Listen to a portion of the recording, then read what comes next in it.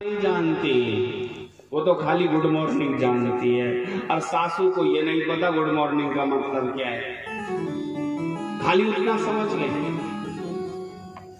दोनों हाथ जब हमारे जुड़ते हैं, आप ध्यान देना,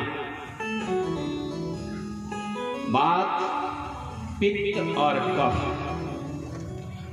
तीन विकृति शरीर के अंदर होती हैं। ध्यान देना मेरी बात की इस तरफ, मैं आपको आयुर्वेद की बात बता रहा हूं। बात पित्त और कफ, इनमें से कुछ भी बिगड़ जाए तो शरीर का बैलेंस खराब हो जाता है। बीमारी चाहे हो 1000, इससे कोई मतलब नहीं है, लेकिन आयुर्वेद के अनुसार ये तीन ही होती हैं, या तो बात या पित्त या कफ, और इनमें से सब बीमारियां बनती हैं। और जो देसी वैद्य होता है वो यही देखता है कि इसका कफ बिगड़ा है या वात बिगड़ रहा है या पित्त बिगड़ रहा है। पित्त बिगड़ता है तो शरीर में जितनी भी दर्द होते हैं वो गर्दन में हो, पीठ में हो, कमर में हो, हाथ में हो, कहीं भी हो, उससे होगा। क्योंकि इससे कफ बिगड़ने से जितनी भी एलर्जी शरीर के अंदर होती है, कोई भी बीमारी हो, तो ये तीनों बिगड़ते हैं।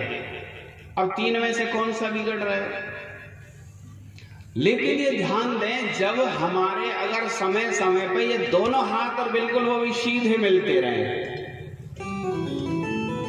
तो हमारा वात पित्त कफ का बैलेंस बना रहता है। अब क्यों बना रहता है? 5 तत्वों से ये शरीर बना है। ये तो आप कथाओं में सुनते ही हैं, खित जल पावक गगन समीरा, पंच रचित ये अधम शरीर। कितने तत्वों से है? 5। अब आपसे कोई ये पूछे 5 तत्व शरीर में कहां संकेत करते हैं हम, तो शरीर में करते ही हाथ में 5 तत्व, 5 के 5 होते हैं। एक तरफ हमारी होती है सूर्य नाड़ी, एक तरफ होती है चंद्र नाड़ी। शरीर में एक तरफ सूर्य नाड़ी है, दूसरी तरफ चंद्र नाड़ी है। मैं आपको थोड़ा समझा रहा हूं। जिस आदमी का दिमाग ज्यादा डोलता हो, ज्यादा डोलने का मतलब ये करूं ना करूं, करूं ना करूं, करूं या ना करूं, जिसको ऐसा होता हो, ये समझ लेना कि उसकी सूर्य नाड़ी ज्यादा तेज हो गई है। तो उसको समझा दो, सूर्य नाड़ी को थोड़ा डाउन कर दो, चंद्र नाड़ी को थोड़ा स्पीड बढ़ा दो, तो क्या होगा, तुम्हारा ध्यान बिल्कुल स्थिर हो जाएगा। फिर डबल माइंड नहीं रहोगे आप, सिंगल माइंड हो जाओगे। क्योंकि ज्यादातर कई बच्चे डबल माइंड हो जाते हैं। क्या होगा? अब ये दोनों तरफ है हमारे शरीर में इसका संकेत। से भी वो पहली वाली उंगली ज्यादा छिलती है आपके घुटने से, अग्नि वाले। दर्द होगा या नहीं होगा?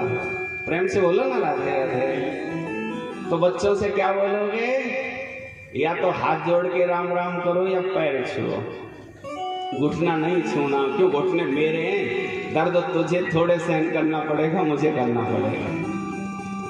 तो उनको समझा दो भाई, या तो पैर छुओ सीधा सीधा, और या हाथ जोड़ के राम राम करो। दोनों से फायदा है हमें। भाई वो हाथ जोड़ के करता है तो उसका स्वास्थ्य अच्छा होता है। और पैर, अच्छा पैर कैसे छूते हैं आपको पता है क्या? पैर कैसे छुआ जाए? हाथ मार दी,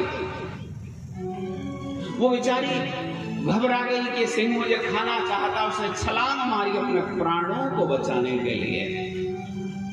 जो छलांग मारती है वो तो कूद गई, लेकिन उसका जो गर्भस्थ शिशु है वो बीच नदी की धारा में गिर गया।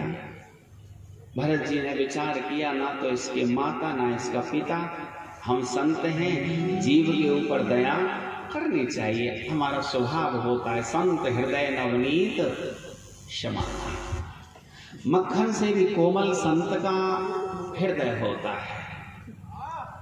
भरत जी ने देखा, शावक को उठा लिया, मृग शावक को गोदी में उसे ले आए। मृग शावक को लेकर के आए, आश्रम में उनका पालन किया गया। प्यारे बंधु, अब वो मृग बालक भागने लगा, दौड़ने लगा, भरत जी के शरीर को चाटने लगता है। आश्चर्य की बात, भरत जैसे वीतरागी संत का मन मृग बच्चे में फंस गया।